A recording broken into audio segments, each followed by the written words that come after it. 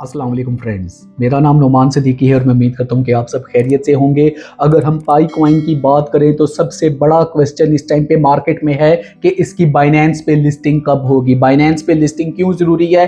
क्योंकि भाईजान बाइनेंस जो है वो अक्रॉस द ग्लोब पूरी दुनिया में माना जाता है कि एक नंबर 1 एक्सचेंज है और उसके लिक्विडेट होने के, भागने के, रग पुल करने के चांसेस बहुत ज़्यादा कम है। तो हर बंदा जो एक भी ब्लॉकचेन की टेक्नोलॉजी से जानता है तो वो उसकी प्रेफरेंस होती है कि जनाब बाइनेंस के ऊपर ट्रेड करे। तो ऐसे में पाई कॉइन जो है वो भी बाइनेंस के साथ एसोसिएट, काफ़ी ज़्यादा न्यूज़ हम देखते हैं, काफ़ी ज़्यादा ब्लॉगर्स क्लेम करते हैं कि शायद सितंबर में इसकी लिस्टिंग है, अगस्त में लिस्टिंग है, कुछ 15 अगस्त को भी इसको लिस्ट करवा रहे हैं जो कि शायद कल या परसों में होने वाली है तारीख।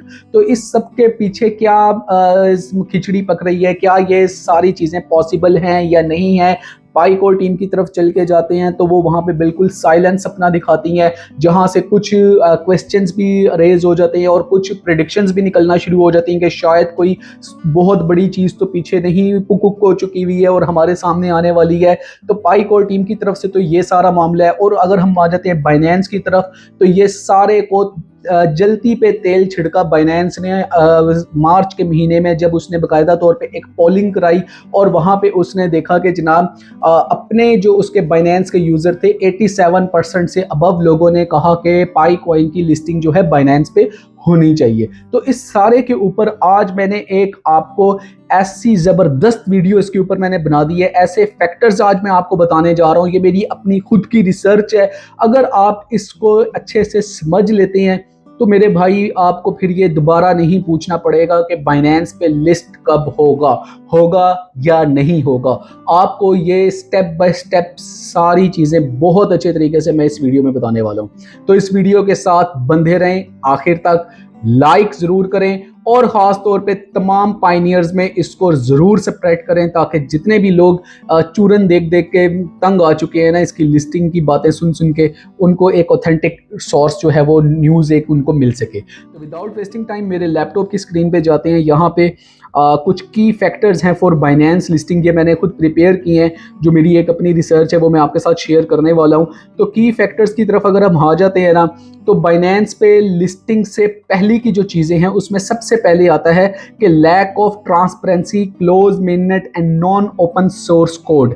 पाई नेटवर्क की अगर हम बात कर लेते हैं ना, तो अभी तक जो इसकी ब्लॉकचेन है वो फुली ओपन नहीं है, मेन नेट इसका फुली ओपन नहीं है। अगर आप जाके पाई नेटवर्क की ऑफिशियल जो वेबसाइट है, जो उसकी mindpi.com है, उस पर भी जाके अगर आप चेक करते हैं तो वहाँ पे आपको अभी भी जो फेज़ 3 है वो आपको अंडर ओपन नहीं आपको नज़र आ रहा, वहाँ पे वर्किंग होती हुई आपको दिख रही है। तो ये जो है अभी इसका लैक ऑफ ट्रांसपेरेंसी, ये एक बहुत बड़ा चैलेंज है। जब तक कि इसका फुली मेननेट ओपन नहीं हो जाता, ये बाइनेंस को क्या किसी भी बड़ी एक्सचेंज के ऊपर नहीं आएगा, छोटी मोटी एक्सचेंजेस के ऊपर आता रहेगा, इसके साथ पार्टनरशिप्स होती रहेंगी, इसके जो कोलैबोरेशंस हैं वो चलती रहेंगी, लेकिन बाइनेंस जैसी बड़ी एक्सचेंज नहीं लेगी।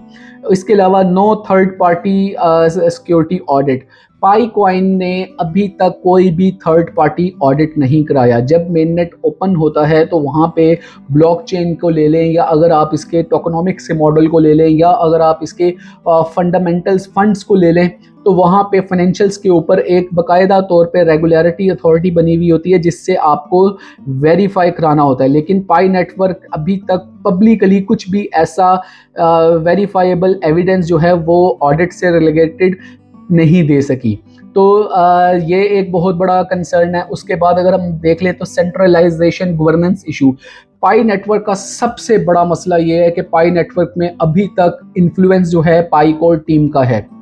पाई फाउंडेशन इन्होंने बाकायदा तौर पे एक बना दी जो जब चाहे प्राइस को बूम करा सकती है और जब चाहे प्राइस को गिरा सकती है। इसी तरह से इकोसिस्टम के नाम के ऊपर प्राइस को भी कंट्रोल करने की कोशिश की जा रही है, यानी कि ये डिसेंट्रलाइज्ड अभी नहीं हुआ। अभी तक इसका जो है मेननेट फुली ओपन नहीं है और इसके ऊपर पाईकोर टीम जब वर्किंग कर रही है, वेदर के वो हमारे हक में ही वर्किंग हो रही है कि बैकएंड के ऊपर इसका टोकोनॉमिक्स मॉडल को देखा जा रहा है या केवाईसी के इश्यूज को देखा जा रहा है, माइग्रेशन के इश्यूज को देखा जा रहा है। लेकिन जब तक कि ये डिसेंट्रलाइज नहीं होता, सेंट्रलाइजेशन से नहीं निकलता, तब तक इसकी लिस्टिंग बाइनेंस पे नहीं हो सकती। नंबर 4 हमारे पास यहाँ पे लिक्विडिटी एंड मार्केट रेडीनेस कि पाई कॉइन के अभी तक कोई भी लिक्विडिटी प्रोवाइड ही नहीं कर पाया, किसी बड़ी एक्सचेंज के साथ कोई कोलैबोरेशन, कुछ पार्टनरशिप हमें देखने को मिली ही नहीं। इतना पैसा, जितना पैसा वो बता रहे हैं और फिर जो कीमत इस टाइम पे आ रही है, इतना पैसा कहाँ से मार्केट में आएगा? तो ये लिक्विडिटी का रिलेटेड के क्या इसका फ्लो चार्ट होगा, वो भी अभी तक कोई भी ऐसा एविडेंस जो है वो नहीं पाई कोर टीम प्रेजेंट कर पाई, और ये बाइनेंस की सबसे पहली रिक्वायरमेंट होती है। इसके बाद रेगुलेटरी एम्बिग्विटी काफ़ी ज़्यादा, जो आपको याद होगा कि जब इसका कॉइन बेस के सीईओ ने बकायदा इसको स्कैम प्रोजेक्ट बोल दिया था, तो वहाँ पे काफ़ी ज़्यादा इस तरह की मार्केट में न्यूज़ आना शुरू हो गई थी कि ये पाई कॉइन ने क्या किया है या ये इसकी लिस्टिंग नहीं हुई है। तो रेगुलेशंस को लेके अगर हम देखें तो वहाँ पे भी लैग करती है। उस सीईओ को कहीं पे भी सू नहीं किया गया, कुछ नहीं किया गया, बस उसके अगेंस्ट एक बकायदा तौर पे ट्वीट करके पाईकोर टीम ने उसको एक रिस्पांस कर दिया। जबकि अगर आप कोई आपके प्रोजेक्ट को स्कैम कह रहा है, आपने मुझे इस चीज़ का जवाब देना है। अगर आपकी एक प्रोडक्ट है और आप उसके ऊपर जेन्युइनली वर्किंग कर रहे हैं, आपने उसके ऊपर अपना पैसा छोड़ के, अपना टाइम छोड़ के, अपने इमोशंस भी आपने उसमें एंगेज किए हैं, इन्वेस्ट किए हैं, तो मेरे भाई अगर मैं आपके प्रोजेक्ट को कहूँगा कि आप स्कैमर हैं, तो आपको कैसा फील होगा? आप फिर मेरे खिलाफ कानूनी कार्रवाई लाजमी तौर पे करेंगे। लेकिन पाईकोर टीम और कॉइन बेस के मामले में हमें वहाँ पे, बायबिट के मामले में सॉरी, हमें वहाँ पे खामोशी देखने को मिली। तो ये एक चीज़ है। और फिर जो है unclear listing effort by pi network. Pi coin जो है कहीं पे भी उसने फॉर्मली अप्लाई नहीं किया for a listing with Binance और कॉइन बेस और एनी अदर बिग एक्सचेंज। यहाँ पे बल्कि पाई कॉइन का अपना क्राइटेरिया है कि भाई आप अप्लाई करें और हमारा जो एक मेथड है, एक KYB वेरीफाइड बिजनेसेस का, उसमें से निकलें, फिर जाके हम उसको लिस्टिंग करेंगे। जबकि बाइनेंस जैसी जो बड़ी एक्सचेंज है वो ये चाहती है कि सबसे पहले पाईकोर टीम राब्ता करे और अबव लिक्विडिटी रेगुलेटरी अथॉरिटीज और पूरा एक ऑडिट रिपोर्ट और डिसेंट्रलाइज्ड मॉडल को, टोकेनोमिक्स के मॉडल को लेकर के आए, और फिर बैठ के वहाँ पे सारी चीज़ों का देखा जाए और उसके बाद इसको जो है लिस्टिंग की जाएगी। तो ये एक 6 मेजर पॉइंट हैं। अब अगर ये 6 मेजर पॉइंट पाईकोर टीम और बाइनेंस बैठ के किसी विन विन पोजीशन पे आ भी जाते हैं ना, तो उसके बाद भी इसकी लिस्टिंग में 3 से 4 महीने लगेंगे। यानी कि जब एक आपका ट्रैक स्टार्ट हो गया तो उसके बाद 90 डेज रिक्वायर होते हैं बैकएंड के ऊपर लिस्टिंग की तैयारी करने को। This is not something like कि जनाब आपने कोई भी कोई वर्ड किसी आपने जाके टाइप कर दिया। ये बहुत बड़ी एक पीछे पूरी एक कोलैबोरेशन की एक दस्तावेज होती हैं, इसके असाइनमेंट्स होती हैं, वो सब कुछ रेडी होना होता है, इसकी इंटीग्रेशंस होना होती हैं।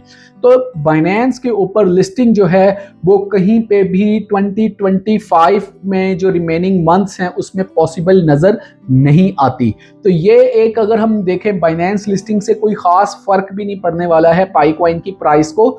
पाई कॉइन की प्राइस को जो फ़र्क पड़ना है वो फैक्टर है उसके टोकेनोमिक्स के मॉडल से। क्योंकि अगर आप आज की डेट की बात कर लें तो इस टाइम पे कॉइन मार्केट कैप में तकरीबन कोई 40 नंबर के ऊपर रैंक हो रहा है पाई कॉइन, और पाई कॉइन की जो इस टाइम पे प्राइस है वो 0.35 से 0.37 के अराउंड चल रही है, और जो सर्कुलेशन में सप्लाई आ गई है वो है 7.8 बिलियन। तो जब ये सर्कुलेशन की सप्लाई बढ़ती चली जा रही है तो आप कैसे इसको देख सकते हैं कि जनाब इसकी प्राइस जो है वो सस्टेन कर जाए और $1 से अबव चली जाए? तो ये एक लंबा प्रोसेस है, टाइम टेकिंग प्रोसेस है, इसको इकोसिस्टम के साथ ही जो है वो देखा जाएगा। एंड मेरा अपना पर्सनल ओपिनियन ये है कि शायद बाइनेंस के ऊपर लिस्टिंग हम बहुत बाद में देखें। पहले जो पाईकोर टीम फोकस है वो है इकोसिस्टम के ऊपर। तो बाइनेंस लिस्टिंग की बातें अब ख़त्म हो जानी चाहिए, और मैं रिक्वेस्ट करूंगा बाकी यूट्यूबर से भी कि भाई पाई कॉइन की जो एक अपना इकोसिस्टम है, या इसका जो यूजेज है, या जो इसके KYC के और KYB के इश्यूज आ रहे हैं, माइग्रेशन के इश्यूज आ रहे हैं, उनको हाईलाइट करें। बाइनेंस लिस्टिंग के बारे में इस तरह से लोगों को झूठी उम्मीदें दिला के आप उनको निराशा की तरफ लेके जा रहे हैं, मायूस कर रहे हैं, और पाई कॉइन से आप उनको हेल्प आउट करने के बजाय उल्टा आप उनको वहाँ पे डिस्करेज कर रहे हैं कि वो प्रोजेक्ट को छोड़ के चले जाएं। तो यहाँ पे आप थोड़ा सा सेंसिबली बिहेव करें। और अगर ये मेरी थोड़ा सा वीडियो और ड्राइव हुई है, अगर किसी भी भाई को बुरी लगी हो तो लगती रहे यार, मैंने सच बात की है, मैं और क्या करूं इसमें। अब आपके साथ आपको खुद एजुकेट होना चाहिए और देखना चाहिए सारी चीज़ों को कि कॉइन बेस हो जाए, बायबिट हो जाए, बाइनेंस हो जाए, उनके फंडामेंटल्स पाई कॉइन से डिफरेंट हैं। तो आपकी थॉट्स, आपकी सोच और आपके जो भी चीज़ें हैं, कोई क्वेश्चंस हैं, तो you are welcome in my comment section. मैं रीड सबके कमेंट्स कर रहा होता हूँ। और कुछ इतने ज़्यादा कमेंट्स मेरे सामने आ रहे होते हैं, कुछ आपको पता है आजकल डिफरेंट स्कैमर्स के और ऐसे कमेंट्स भी आ रहे होते हैं नीचे, बाकायदा तौर पे नाम लिखे हुए होते हैं OKX के, और पता नहीं क्या क्या चीज़ें उन्होंने वॉलेट के वो सारी शेयर की हुई होते हैं। तो इतनी बम्बार्डमेंट कमेंट्स की होने की वजह से कुछ कमेंट्स हैं जो मैं नहीं रीड भी कर पा रहा होता। तो आपके साथ मेरा ईमेल भी शेयर है, कुछ भी हो तो आप मुझसे वहाँ भी रब्ता कर सकते हैं। नेक्स्ट वीडियो तक के लिए मुझे इजाज़त दें, फिर एक ऑथेंटिक कंटेंट के साथ दोबारा हाजिर होऊंगा। वीडियो यहाँ तक देखी, अच्छी लगी है तो लाइक, सब्सक्राइब और शेयर लाजमी करें और अपने इस भाई को इजाज़त दें। नेक्स्ट वीडियो तक के लिए अल्लाह हाफिज़।